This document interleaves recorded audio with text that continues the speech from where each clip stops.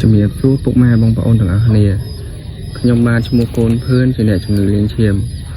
โอ้ในขนมคุ้มดงคุกคุ้มบานแก้มตกไปกับบ้านคาตะแก้วถอดขอยเตี้ยไงนึงtrong một tranh đầu phải bây giờ cái tại chừng người dùng khác oi bông bao nữa này bằng đăng nhóm tờ 4 môn đường liên chiêm nắng nhung là cà rạng nhung giờ là ta xa ở cầm lan นี่แหละครับทุกคนหนุ่มเขมรเหยียบธงชาติไทยย่ำยีธงชาติไทย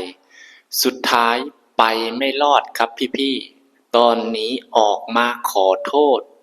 นะครับอยากกลับมาทำงานที่ประเทศไทยเพราะว่าตอนนี้ไม่มีเงินนะครับนะไม่มีเงินไม่มีงานแล้วที่กัมพูชานะครับนะตอนนี้ออกมาระบายนะครับป่วยก็ป่วยนะครับไม่มีเงินรักษาตอนนี้อยากจะมาทำงานที่ประเทศไทยนะครับพี่ๆคนไทยจะให้หนุ่มเขมรคนนี้เข้ามาทำงานในประเทศไทยไหมครับนะตอนที่เขาเหยียบธงชาติไทยย่ำยีธงชาติไทยเขาไม่คิดนะครับนะเขาไม่คิดว่าสักวันหนึ่งเขาต้องเข้ามาทำงานในประเทศไทยนะครับทำไปเพราะว่าคลั่งชาติรักชาตินะครับแต่สุดท้ายกรรมตามสนองตัวเองนะครับป่วยแล้วไม่มีเงินรักษาไม่มีงานทำนะครับตอนนี้ออกมาร้องห่มร้องไห้นะครับวิงบอนนะครับนะขอโทษ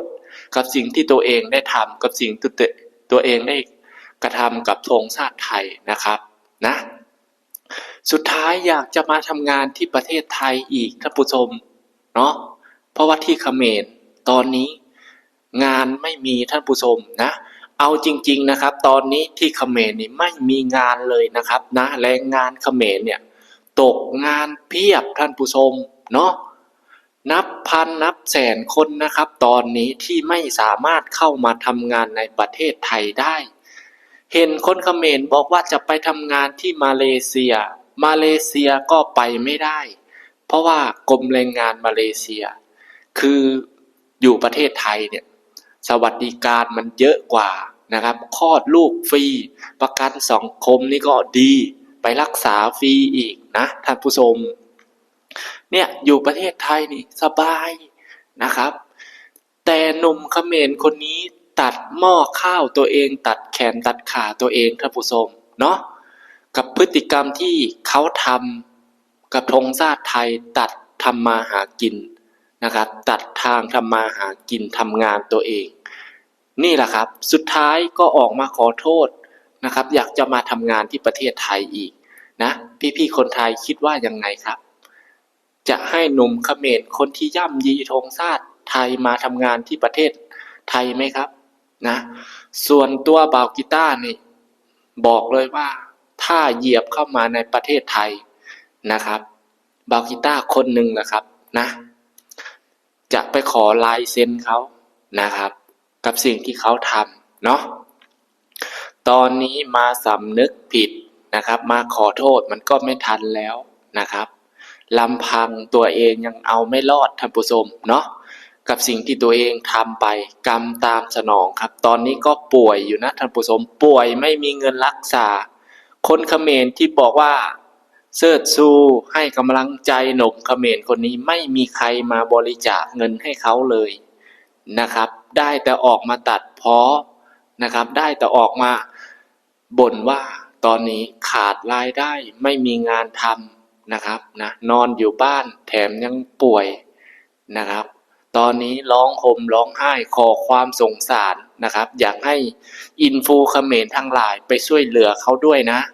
ตอนนี้เขาตกที่นั่งลำบากแล้วนะครับอยากจะมาทำงานที่ประเทศไทยก็มาไม่ได้เพราะว่าด่านปิดถึงด่านไม่ปิดคนไทยเขาก็ไม่ให้มานะครับเพราะว่าเขาเห็นพฤติกรรมหนุ่มเขมรคนนี้แล้วนะครับนะทำกับธงชาติไทยย่ำยีนะครับเลือดเนื้อมันพระบุรุษไทยเนี่ยคนไทยเขาไม่ยอมให้เข้ามาเหยียบแผ่นดินเขาหรอกนะไอ้พวกเขมรเนรคุณนะครับนะ พอให้เข้ามาก็เนรคุณพื้นแผ่นดินไทยแถมยังบอกว่าไม่ได้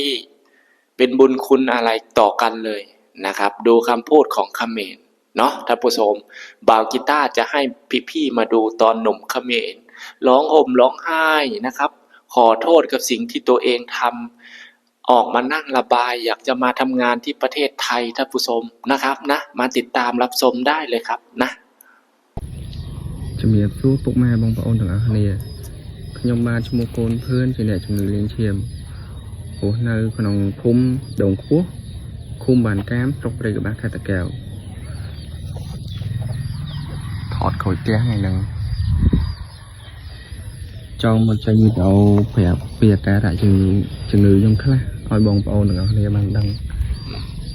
nhóm tổ 4 môn đừng liên chiêm nắng nhung cà rạng nhung giờ là ta xa ở cầm lan cái chư trực cái là lại cho ông non khối hay hai hôm đại hai hôm trường hay chư có ba đen lụa đi hay pe hộp ấy dẫn tới hộp ở đằng rút chiết được dương là tha dương tranh câu nữa khơi bài ở clean bài đi hộp pe khác ổn nó bình thường นี่แหละครับพี่ๆหนุ่มเขมรคนนี้สำนึกผิดแล้วพี่ๆจะให้อภัยเขาไหมครับตอนนี้เขาอยากจะมาทำงานที่ประเทศไทยนะครับเขาไม่มีงานไม่มีเงินจะไปปิ่นปัวตัวเองตอนนี้ก็นะครับป่วยอยู่นะแต่อยากมาทำงานที่ประเทศไทยเพราะว่าที่กัมพูชานี่ไม่มีงานนะครับรองรับไม่มีเงินแล้วที่จะไปรักษาตัวเองต้องขอออกมาระบายต้องออกมาขอโทษคนไทยก่อนกับสิ่งที่ตัวเองทำนะครับเนาะพอคราวนี้มาสำนึกผิดตอนทำไม่คิดนะครับตอนทำไม่คิดนะครับนะตอนย่ำยีธงชาติไทยนี่โอ้โหนะเห็นคนเขมรเข้าไปคอมเมนต์เขานี่โอ้โหสุดยอดเลยท่านผู้ชมนี่คือฮีโร่ของคนเขมรนี่คือฮีโร่ของกัมพูชาแคนเบเดียนะครับประเทศเราต้องมีคนแบบนี้แหละถึงจะสู้กับประเทศเสี่ยมได้นะครับนะเป็นไงครับตอนนี้ป่วยไม่มีเงินไม่มีข้าวที่จะกินร้องห่มร้องไห้ไม่เห็นมีคนเขมรสักคนเอาข้าวเอาน้ำเอาเงินมาให้นะครับท่านผู้ชมนี่แหละครับนี่เหรอผลกรรมของคนรักชาติข้างชาติแต่ทำลายธงชาติประเทศอื่นย่ำยีของรักของประเทศอื่นนะครับเป็นไงครับคราวนี้สำนึกผิดแล้วสำนึกผิดก็ไม่ทันครับคนไทยเขาไม่ให้อภัยครับคนเนรคุณแบบนี้ไม่สมควรอยู่ในประเทศไทยไม่สมควรให้เข้ามาทำงานในประเทศไทยนะครับนะบอกกีตาร์บอกเลยว่ากรรมตามสนองสมควรแล้วนะครับพี่คิดว่ายังไงครับเราจะสมน้ำหน้าเขาไหมครับหรือจะสงสารเขานะตอนนี้ร้องห่มร้องไห้สำนึกผิดแล้วบีบน้ำตาออกมาขอโทษคนไทยกับสิ่งที่ตัวเองทำนะทุบหม้อข้าวตัวเองล้วนๆนะครับท่านผู้ชมเนาะทำไมไม่ไปขอพ่อฮุนเซนนะพ่อฮุนเซนเนี่ยน่าจะมีงานให้ทำนะไม่ล้างโถส้วมก็ล้างห้องน้ำนะครับนะ